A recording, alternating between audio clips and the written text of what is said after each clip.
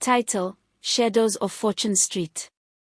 The house on Fortune Street looked ordinary enough: red brick, white curtains, and a neatly trimmed hedge. But behind its unassuming facade lay a web of darkness spun by Attila and Melinda, a husband and wife duo whose charm masked their sinister deeds. Chapter 1: The Lure. In a small Hungarian village, Anna dreamed of a better life. She was promised a job in England, a chance to work as a waitress and send money back to her family. The offer came from a woman named Melinda, who spoke with warmth and reassurance. "You'll be safe," Melinda had said. "We'll take care of everything." Anna wasn't the only one. 3 other women, each with their own hopes and struggles, were lured by the same promises. They boarded a plane to Manchester, unaware that their dreams would soon turn into nightmares.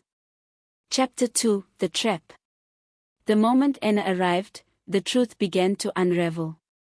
Her passport was taken for safekeeping, and she was told she owed a debt for her travel expenses. The job as a waitress? A lie. Instead, she was forced into sex work, her earnings pocketed by Attila and Melinda. The brothels were scattered across the northwest of England and Birmingham, hidden in plain sight. The women were watched constantly, their movements controlled. Any attempt to resist was met with threats and violence. But even in the darkest moments, Anna held onto a flicker of hope. Chapter 3: The Breakthrough. In Blackburn, a concerned neighbor noticed unusual activity at a nearby property, women coming and going at odd hours, their faces pale and fearful.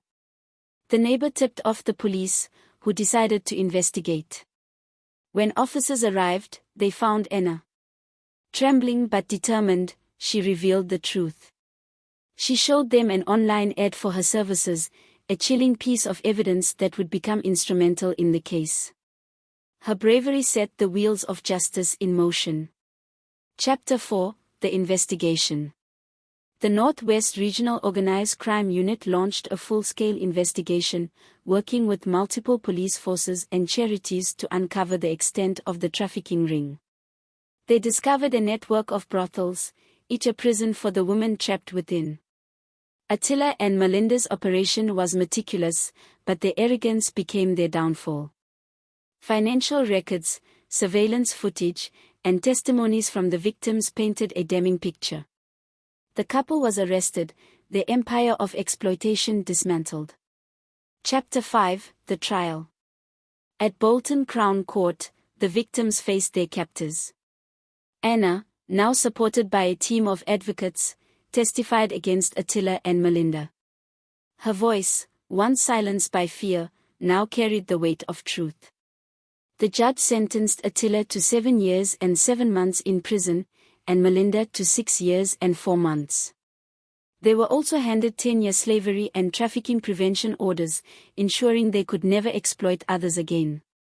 Epilogue: A New Dawn. For Anna and the other woman, the road to healing was long, but they were no longer alone. With the support of charities and advocates, they began to rebuild their lives. Anna found strength in sharing her story, becoming an advocate for others who had suffered similar fates. The house on Fortune Street was sold, its dark history erased. In its place, a shelter for survivors was established, a beacon of hope in a world that had once seemed so cruel.